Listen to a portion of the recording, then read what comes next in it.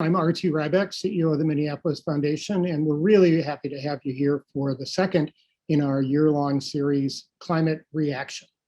It's an effort to explore the intersection between climate and equity, how these two issues that often are seen as priorities we have to choose between are really part of one effort that needs to be part of an overall community effort that we have to think very differently about as we move forward. Last session, we had a really good set of 4 different speakers who all were grantees of the Minneapolis Climate Equity Fund. And we're going to be hearing from a couple more of them today, Black Visions Collective and Lake Street Council, who are both doing some really exciting work. We're also going to hear from work that's going on in Detroit. We're bringing that to you because we think it's an example of how another city is really looking at climate equity, and that's Soulardarity, and they'll be part of it. And we'll also be hearing from the voice of some of the younger residents of our community who are part of the organizing that's been going on with climate generation. As I say, this is part of a year-long series. We'll be coming back again in May, where we'll be leaning into the issue of natural land solutions. Nature Conservancy is going to share some of their work with us on doing that. And then throughout the summer, we'll be doing some site visits. And we're really excited to have all of you here and want you to be part of the effort. We'll also be sending you a questionnaire after this that will ask you about how we're doing, what else should we be adding. We also encourage you to stay tuned on our website, where our climate reaction page has a number of resources, including some introductory videos by meteorologist Sven Sundgaard, which are intended to help give people the baselines on the climate equity science. We're not debating it here at the Minneapolis Foundation, by the way, and a series of other efforts. So thanks for joining. And before we get started, I mentioned that fund, and I'd like to hear a little more from one of our partners in this event, the McKnight Foundation. The McKnight Foundation, in my mind, has been one of the true leaders in this community in supporting the work on climate and equity and environment, all in different ways and in very deep and substantial ways. We've really admired their work. So it was exciting when they came to us at the Minneapolis Foundation a couple of years ago and asked us to partner with them on starting a fund. It's especially nice to look across the table at Brendan Slaughterback, who leads their Midwest climate initiatives. I actually knew him back when I was mayor as Brendan, that guy who does all the great stuff on climate and environment. And I'm awfully glad he went to McKnight, and awfully glad that they formed a partnership with us on this. So Brendan, I wonder if I can bring you in and ask you to help give the audience a little bit of an overview on the fund before we dive into some of the panelists. Sure, happy to do that. Thank you, RT. Can you give me a thumbs up? You can hear me? Everything's good on audio. Okay.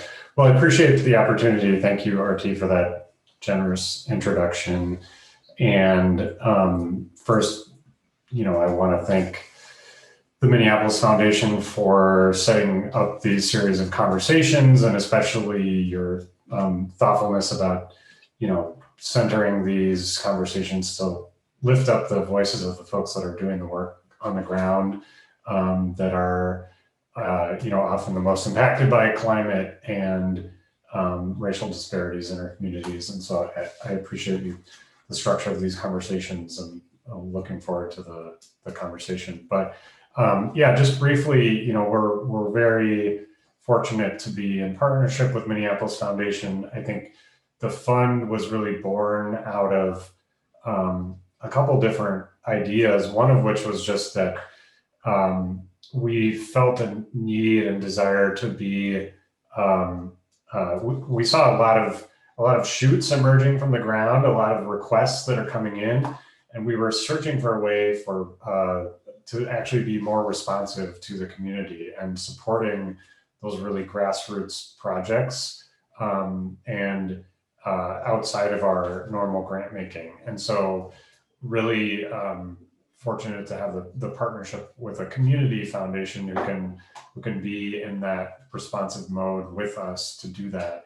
And secondly, I think just recognizing, as RT, you were saying, the intersectional challenge that we face, which is that the climate challenge is not separate from the struggle for racial justice. And the folks that are working on this at the grassroots level, especially, are not necessarily approaching the climate issue from the same perspective necessarily. And so really wanting to be responsive to what are the ideas that are coming from the ground.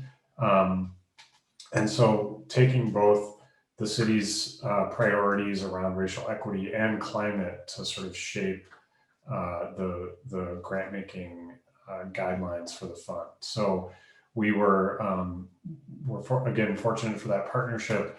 I think we also a community foundation enables us to have a vehicle to do more fundraising for the fund. So we've been lucky so far to, and maybe Paul can fill in all the details I missed, but there have been many other donors, including Excel and some other partners that have contributed to the fund. So we do want to keep growing it and keep growing the resources that are available, and continue to evolve how we can be responsive in the actual decision making about the grant making itself. So we've I would say been in the constant evolution process of how we can more deeply engage community even in the grant making decision making process. So tapping some of those existing community groups led by the city of Minneapolis around their green zones and racial equity committees to help us do the grant making for this project. So again, grateful to the partnership. Please do help us spread the word. We would love to grow the fund. And thank you to the Minneapolis Foundation for setting up these conversations. And I look forward to hearing from the grantees on the projects. Thanks very much, Brendan. Thank you to McKnight for being such a great partner on this. You'll be hearing more about the fund near the end of this event. Paul Odegaard, who's led that work for us here at the Minneapolis Foundation, will give you some more details on that, how decisions are made and how you can be a player.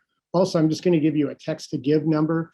We want people to contribute to the fund, and we're especially looking for participation. No matter how much you give, if you wanted to make a small contribution or a big contribution, whatever. The idea is really to have a broad base on that. So if you're interested in supporting this work, some of which you'll be hearing about now, just text climate, the word climate, to 243-725, 243-725, and we'll be able to partner with you on that. So with that, we're going to now turn over the next half hour to 4 different organizations and leaders who are doing great work out there in this intersection between climate and equity. And I wonder if I can ask Sarah Goodspeed and Ava Winters to join us.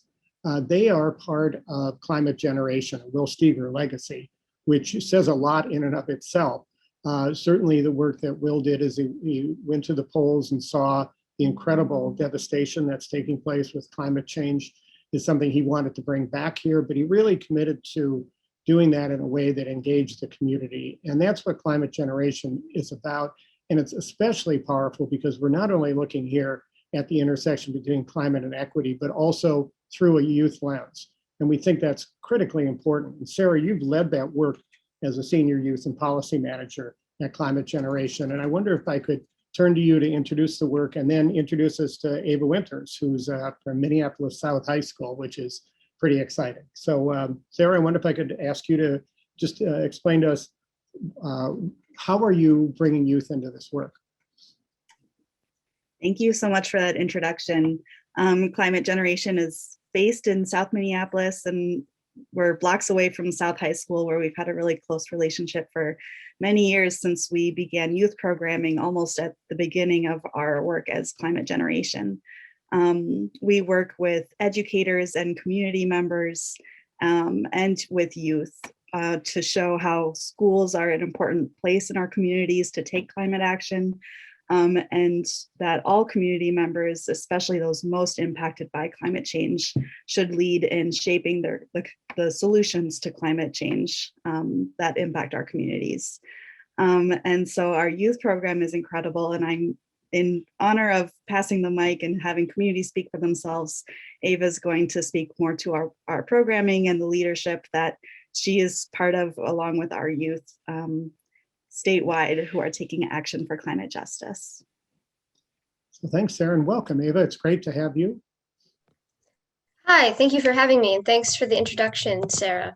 So yeah, I'm Ava. I'm a freshman at South, and I intern with Climate Generation.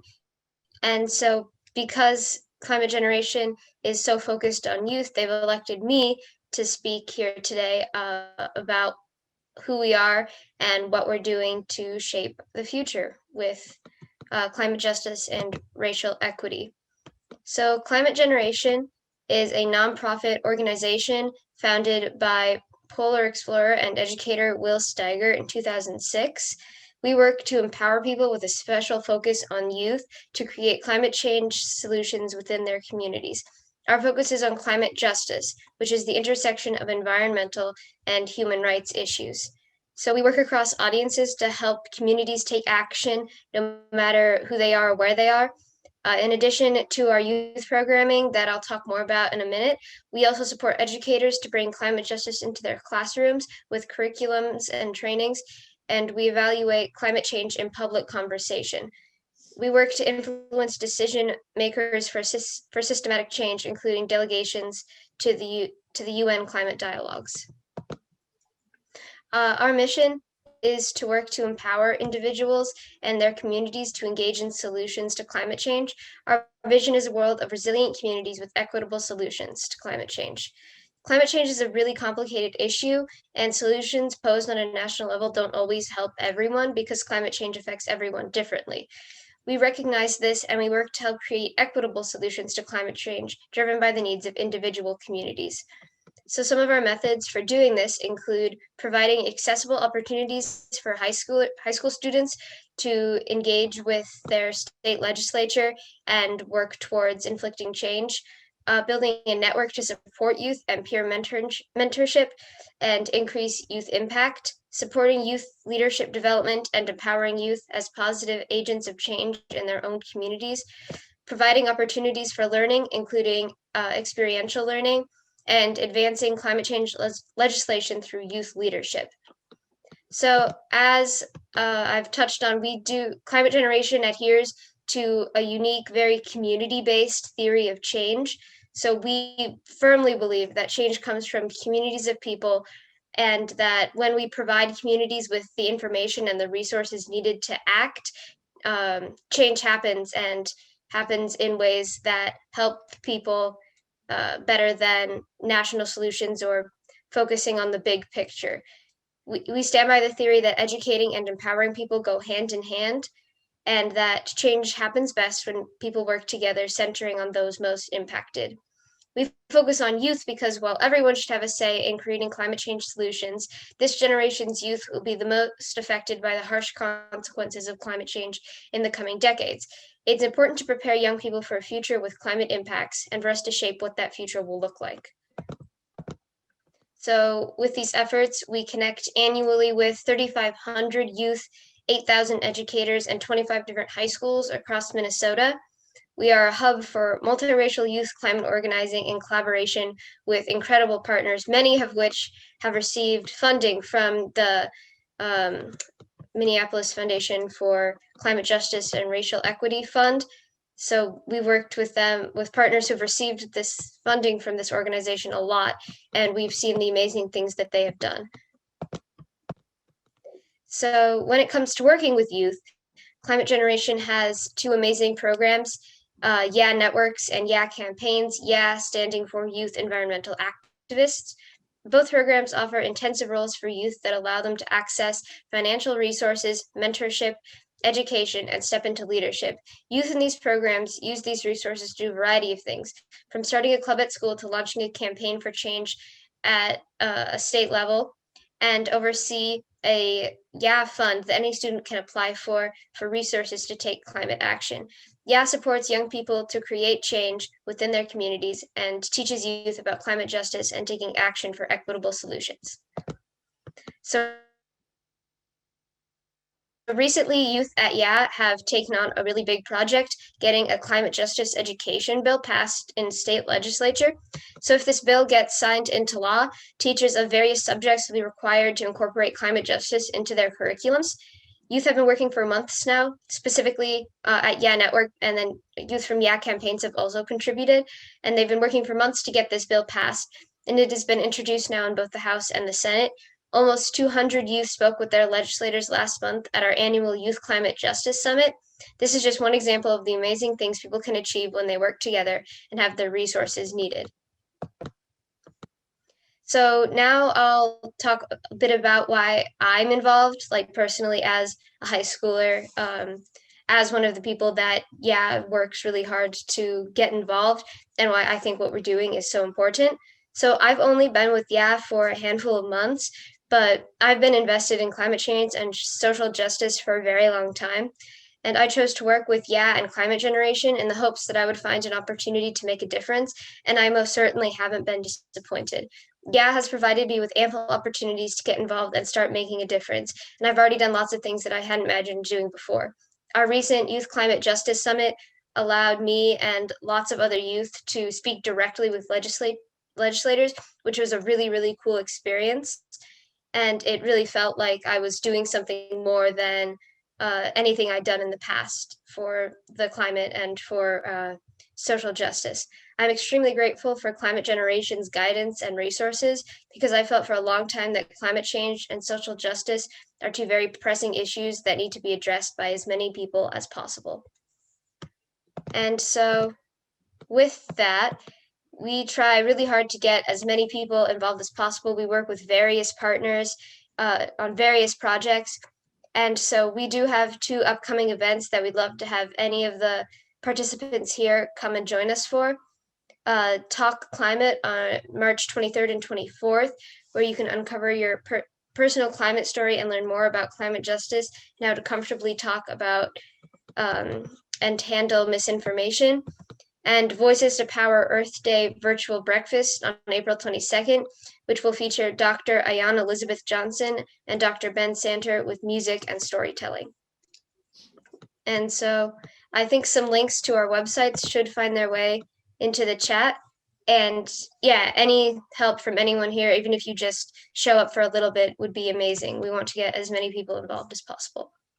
Ava, thanks so much. That's really great. And I wonder if I could ask you a question about, if you think about the audience here is almost exclusively people not of your generation. This is a really good opportunity to give them, all of us, a message. Let me put that as I ask you to think a little bit about what you want to say to people my age. Just a context, I think there are a lot of people on this call who are like me, who got very interested in climate as a kid. We may have even remembered the first Earth Day, have done work throughout our lives, and we look up at this period of time and I think pretty soberly ask, what the hell happened? Why didn't we get further? Why was there not more progress? Why are we in this box? And I, having been in a number of these conversations with people my age, it's a pretty sobering and tough realization. As you look at that and you think about the conversations you have with younger people who are involved in this, what do you need to tell us? And how do we partner better with you?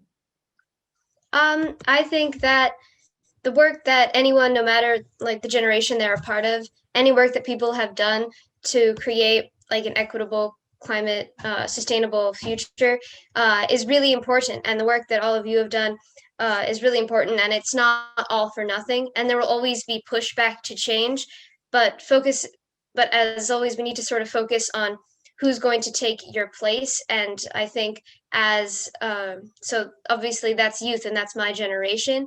And so although a lot of people in the previous generation might have been interested as kids, I think it's sort of objectively true that there weren't as many resources back then for people to really learn about or get super involved with climate change solutions.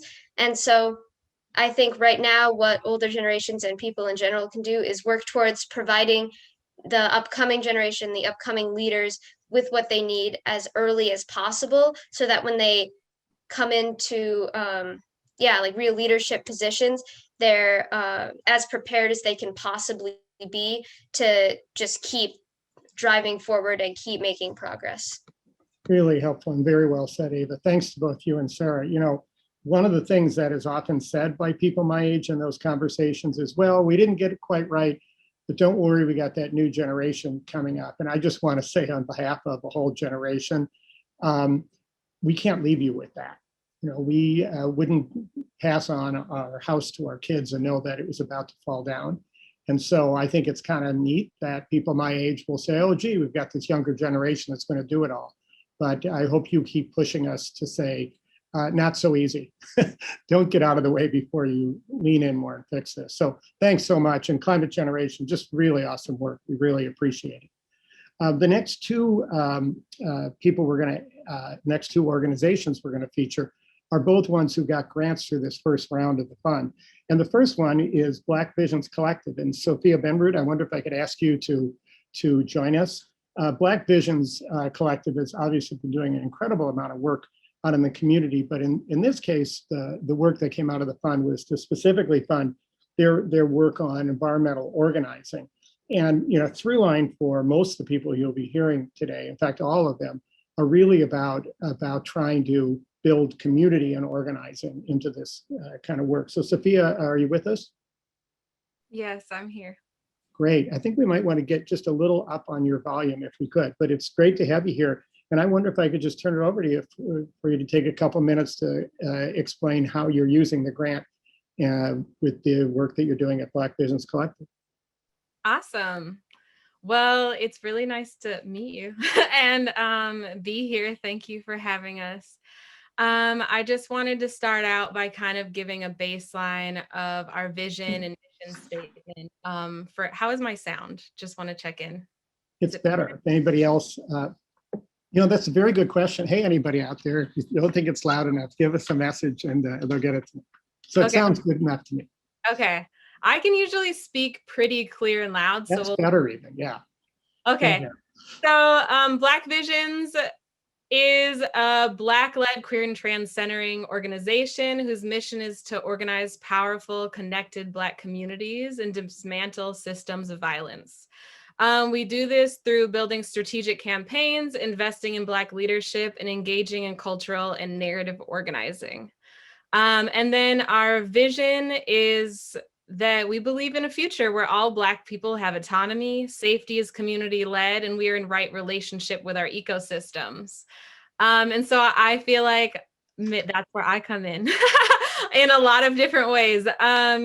So I am a co-founder of Black Visions. I just recently transitioned off of staff, but am still in actively on many different levels and layers, and have been the environmental justice organizer for the past 3 years now. Oh my gosh, wow, it's been a while. So I'm super excited to talk to y'all about some of the different things that we've done with the funds and support of the Minneapolis Foundation. So for the past 2 years, I have been working on doing many one-to-ones, a lot of base building, and we've been building out a BIPOC environmental justice table. And I am very happy to say that we are bringing this leadership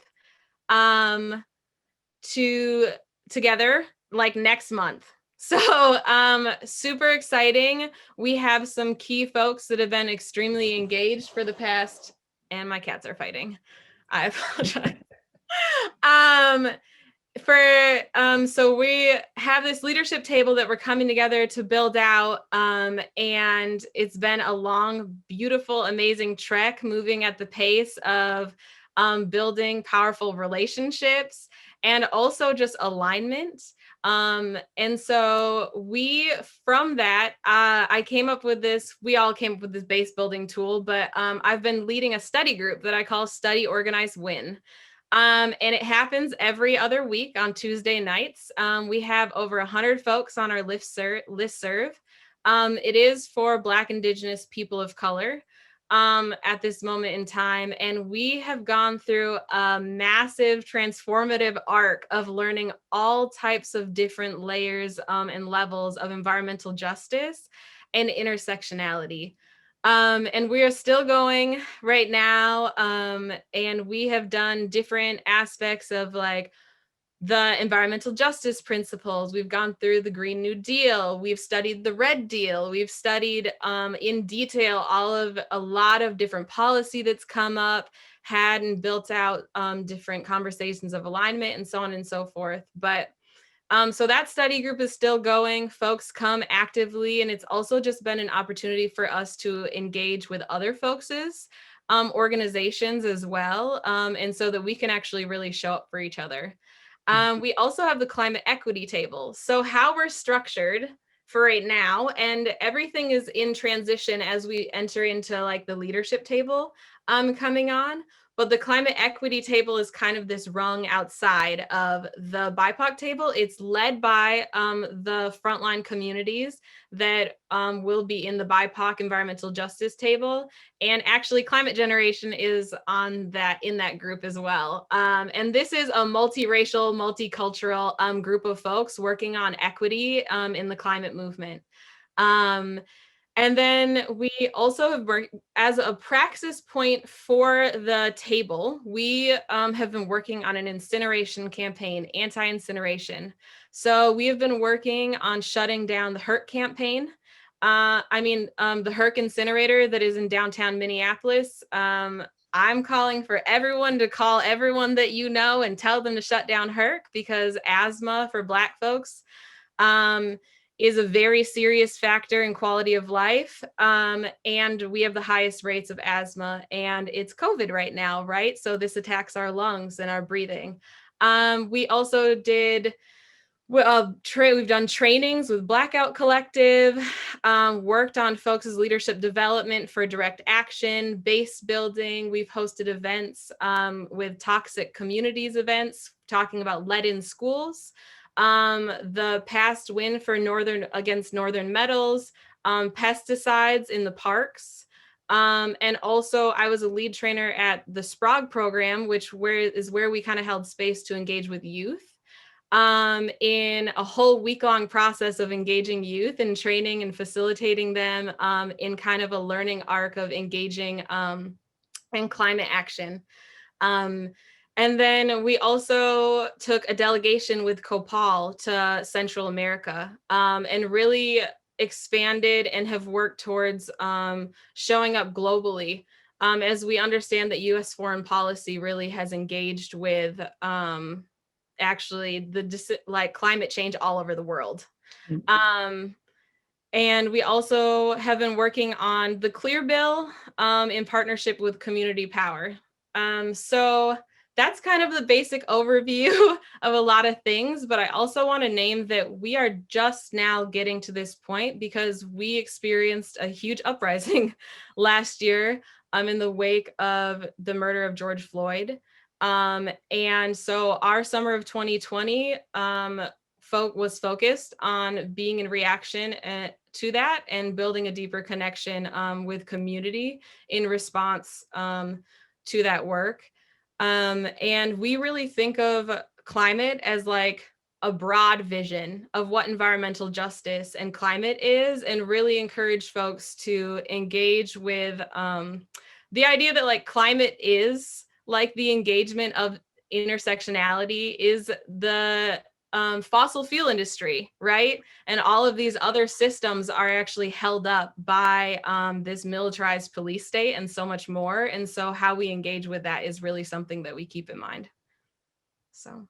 Really great overview. Let me ask you a question about, there are intersections in this work, and there are also polarities, meaning when we talk about climate and the climate emergency and the need to move quickly, there's great pace that you got to go to, and how do we mobilize everybody now? Organizing doesn't work on that schedule. You know, I'm going to butcher this saying all the time, but if you want to go fast, go alone. If you want to go far, go together. I probably didn't butcher it this time, but you get the point on it. These are two very different concepts that sit exactly where you sit. How do you navigate all of that? And at what point do you say we got to move? And at what point do you say we've got to slow down and bring people to the table?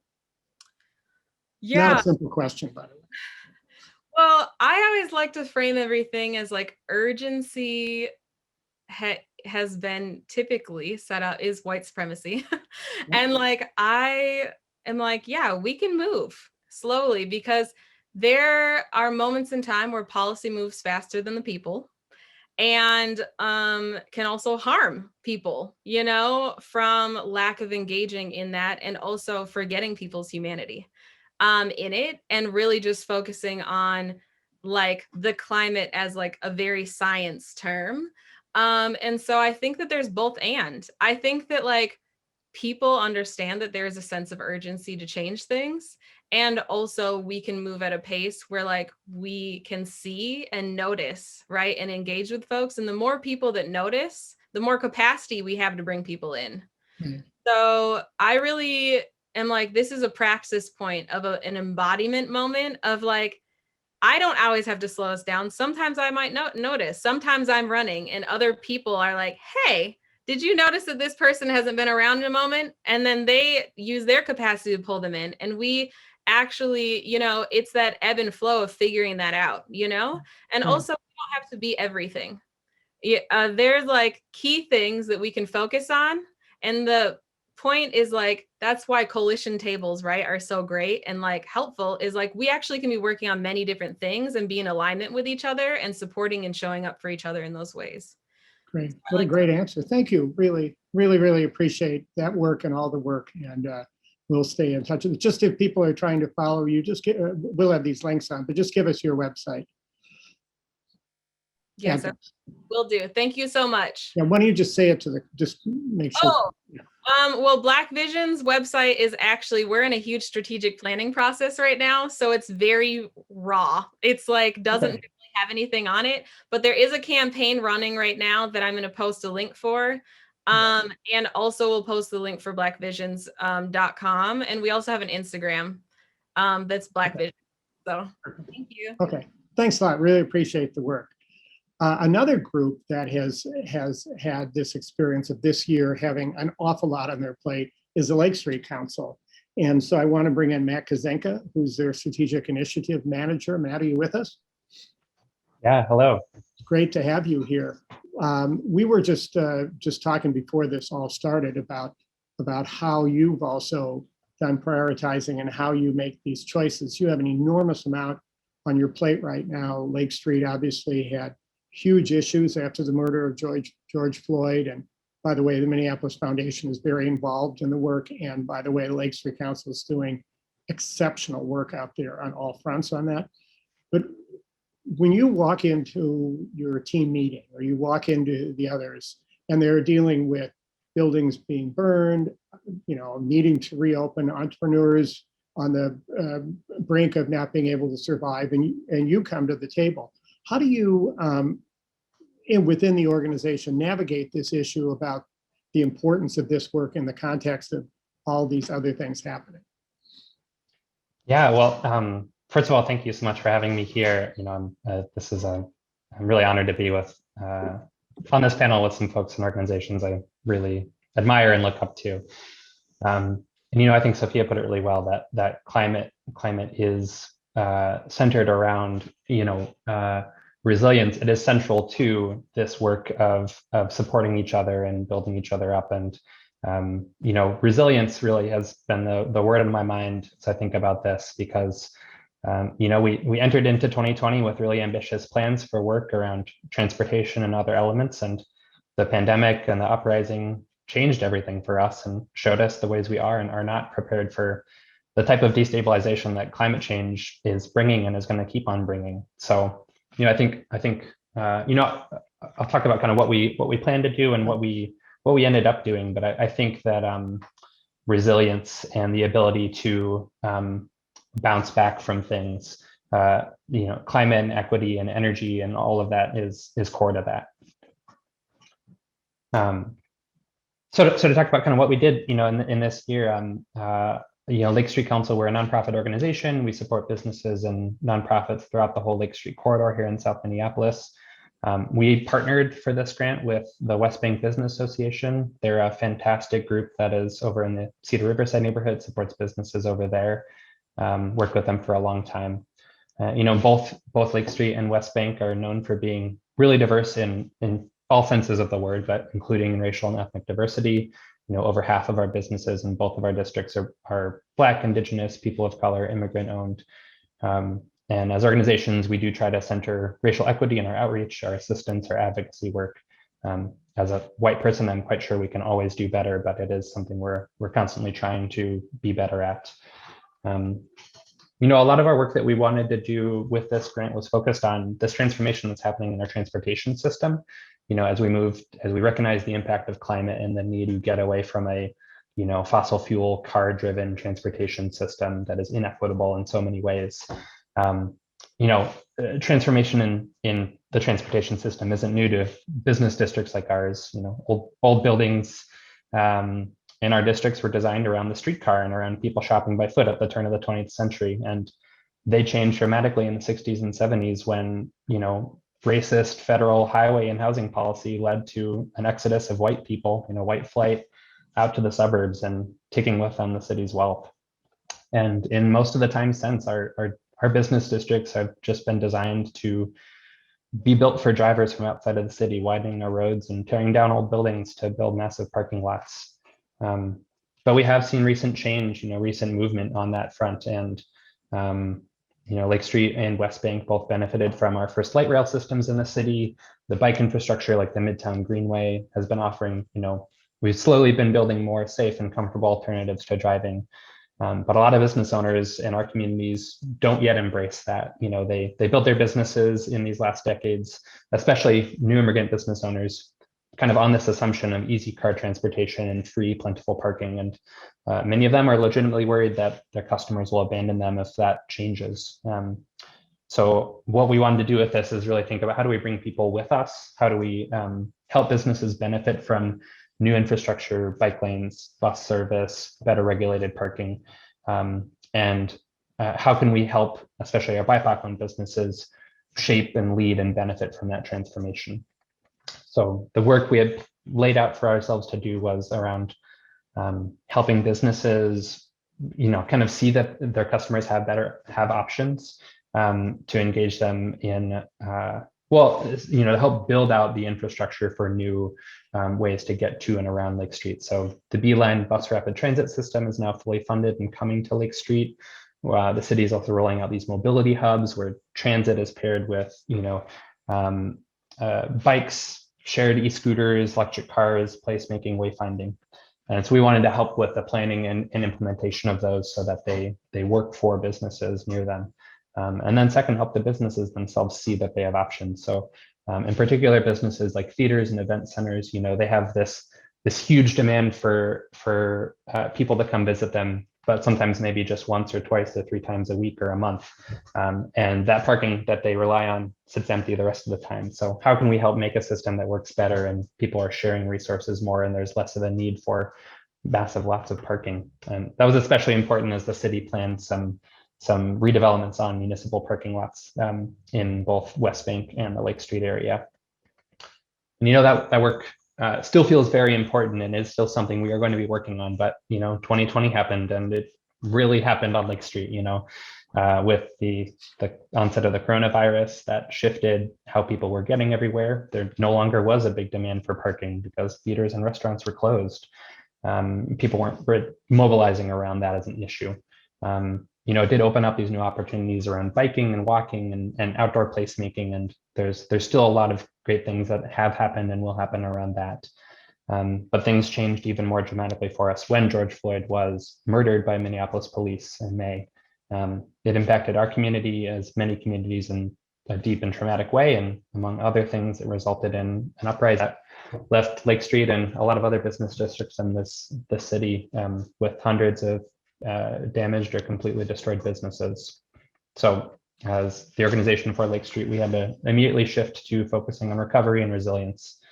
We didn't have a lot of state or federal support, so we were able to raise millions of dollars on our own from individuals and businesses who cared about Lake Street, both here and actually all around the country. So far, we've been able to invest about $7 million of that back into grants to over 550 businesses in the community, and we're working on more in the coming months. Everything that wasn't kind of about directly, we did so much that was just about recovery, but we were also to integrate climate and equity into some of that work. So I just want to touch on those real quick. We did see a lot more people riding bikes in this pandemic, and West Bank Business Association really capitalized on that. They did some great work. They did a big community ride in October that helped introduce people to using the shared bikes and e-scooters and all of that. And they did a big community roll through the neighborhood. And they also launched this ambassador program around these new mobility hubs that helped people acquaint themselves with them and offer activation and services at those transit stops. And on Lake Street, we've been trying to incorporate energy efficiency into the recovery. So as businesses work on replacing broken appliances and fixing things that were busted in the uprising, making sure that they choose energy efficient appliances and taking advantage of some enhanced rebates that have been available from Excel and Centerpoint in the city of Minneapolis.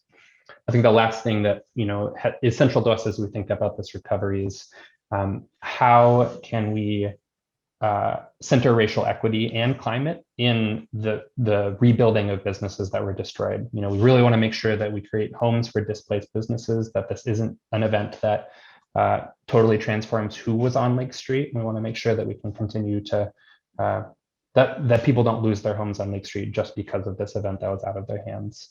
And so through grants and technical assistance, we're doing everything we can to support small, independent, BIPOC-owned businesses and developers to make sure that new developments kind of follow community values, including around sustainability and climate. There's more I can say about all of that, but I'll pause there. Thank you. Thank you. It would be really helpful for us to, walk with you down Lake Street, which is incredibly diverse, multiple languages, multiple cultures, multiple experiences, and being there and the West Bank or others, and take us inside like a business and just give us a short example of how they've been impacted by this work. I mean, pick anyone. Sure, yeah. This one has been in the news a few times, so it's on my mind, but a few blocks from me is the Seward Pharmacy. They're a fantastic new pharmacy that had basically just opened up right in the spring last year, owned by Elias and Mawerdi, are a fantastic couple who had worked in pharmacies nearby and decided to start their own independent pharmacy and make services more accessible to their community and be able to provide multilingual service. And unfortunately, they were one of hundreds of businesses who faced folks breaking stuff, stealing stuff, and kind of making it impossible for them to reopen without a lot of time and a lot of assistance.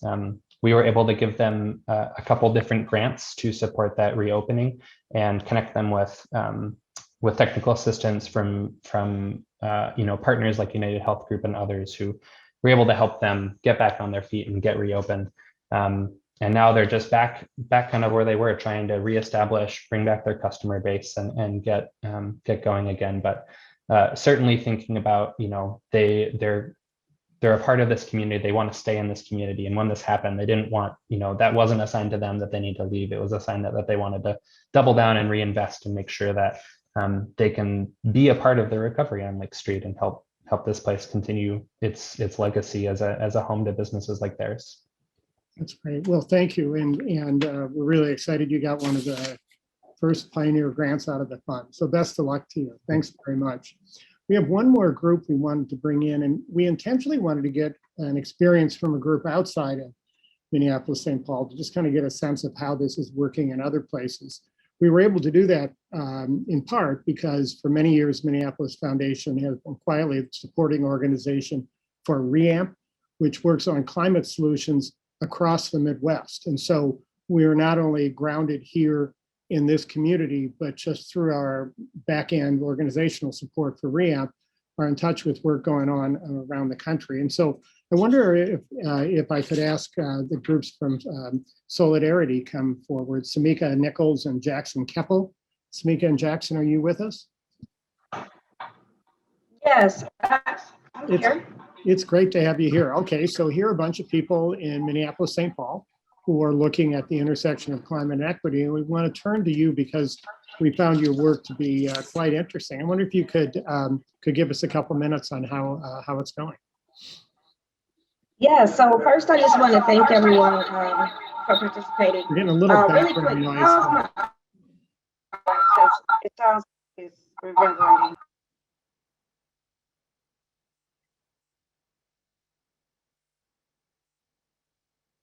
So you want to give us another shot there?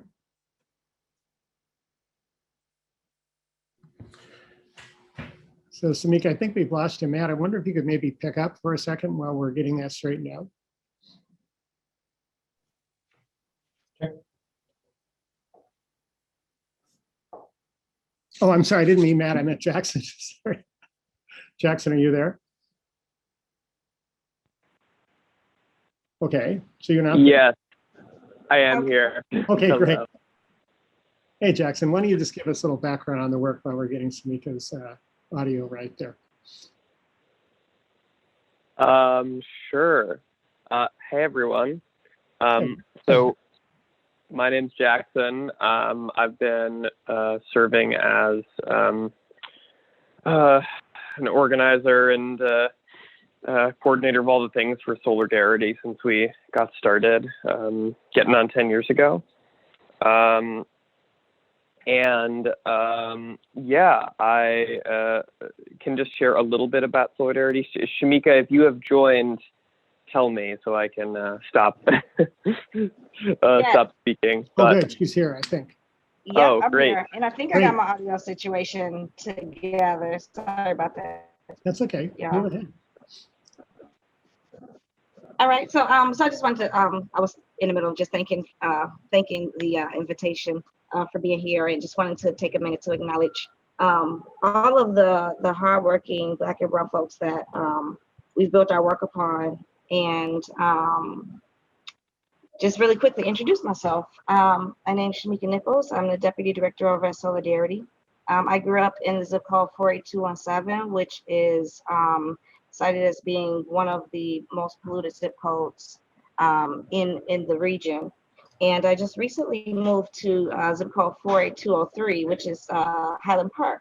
And Highland Park is where Soulardarity is housed. It's a 2.9 city, 2.9 mile city, right in the center of Detroit. And we've been working here for a number of years, just focusing on affordability, the health, and accessibility for community-owned clean energy. And throughout that process, we've been focused on ensuring that there's transparency, inclusion, to make that involve ratepayers. And through that work, we've been able to work with the Michigan Public Service Commission, through our Work For Me DTE campaign.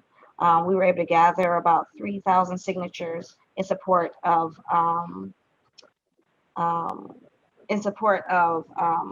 advocating for ratepayers against DTE's IRP, which is a 15-year plan called the Integrated Resource Plan. And so through that work, we were able to not only have some supporting research and data to go along with our rate case intervention, but also we were able to educate the community and bring folks to the table to really begin looking at the processes that were surrounding how they how energy came to their homes and how they pay for that energy. Some of the other work that we focused on was through another program with Work For Me DTE, which is our Energy Democracy Fellowship Program. And through that program, we're able to educate participants, partners, and community about energy transmission. And we're also able to advocate and explain a little bit more what some of the political barriers and financial barriers to solar. Most of our work, all of our work is grounded in supported by the HMS principles and culturally relevant principles, such as ranked choice voting and participatory budgeting. And through some of those tools, we're able to really have buy-in from our community and our members. Our membership is about 200 supporters, and we're really proud that we're growing fast. We are also in the process of launching a polar bear energy sustainability team, which should be a collective and co-op for folks to be able to plug into a solar bulk purchase program. And through that program, folks who are renters or otherwise may not qualify or be ready for installing solar, they're able to plug in through that avenue as well. Again, we focus on definitely like training up Black leadership in our communities, because this community is predominantly Black. And additionally, they're renters. Additionally, they're either elderly or single parent households. And so we want to make sure, we always make sure that we're advocating and educating on the impacts of unreliability, talking about energy pollution and unaffordability, highlighting the risks that our energy monopoly has bestowed upon us, I guess you want to say. Right. And so we're focusing on narrative-based training and a couple of other programs such as Solar Academy through MREA. And with all of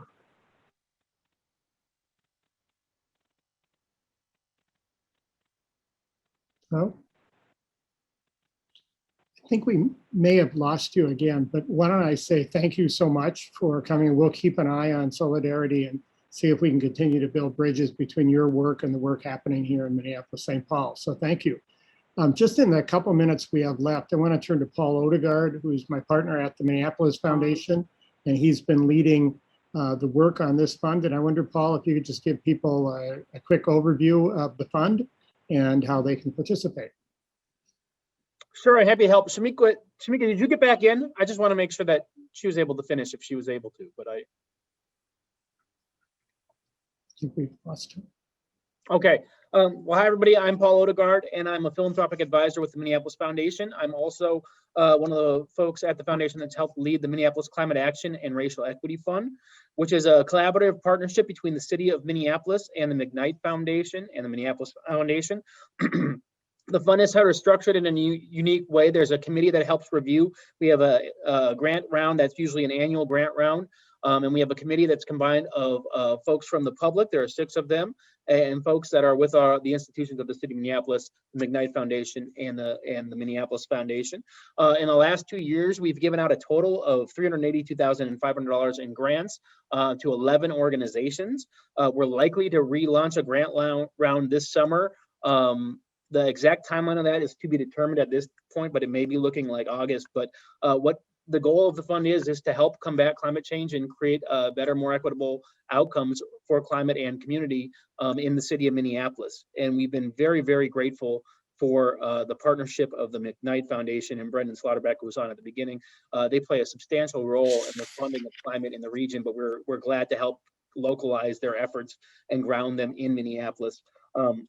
We have also been very fortunate to have a number of supporters, including some that are on the line as donor advisors today, just watching as attendees. We could not have grown this fund in the way we have without your support.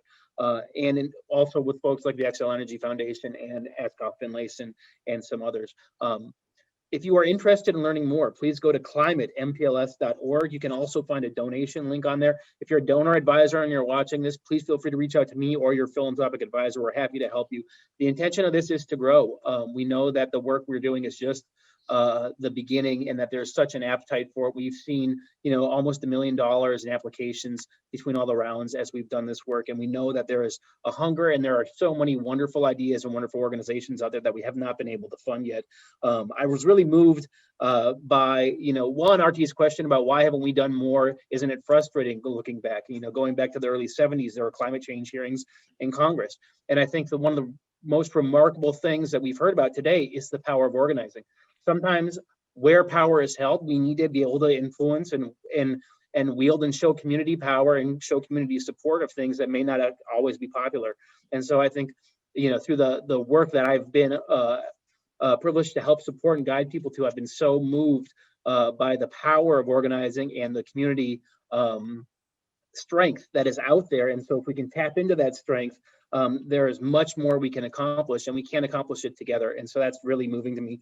If any of you have questions, or you have thoughts, you want to learn more about how the fund works, you want to learn more about participating, or you want to learn more about donating, please do contact me. Again, it's climate@mpls.org, and you can find me at Paul Odegaard at the Minneapolis Foundation's website. And I thank you for your support and for everything. And thanks again, RT, for all you do as well. And thanks to our panelists. Beautifully done, Paul. Thanks so much. And thanks, as Paul said, thanks to this panel. It's really inspiring to hear the work going on. This is the second of 2 sessions we had featuring some of the great organizations working on this intersection of climate and equity. And we're going to continue these throughout the year. The next up will be coming in May, as I mentioned, where we're going to look at some natural land solutions, including we'll be doing a service learning project at a farm that works with immigrants to build equity and with restoration of land. So that'll be a fun, I think, really meaningful field trip we'll be having, and several other events going forward. So you will get, anybody who's on the call will get an email in the next couple of days that will ask for your evaluation of it, and put in there things that you think we should be bringing forward, or organizations that you know of. So thanks very much. This is the end of the second Climate Reaction event, and we really, really appreciate you being part of the work.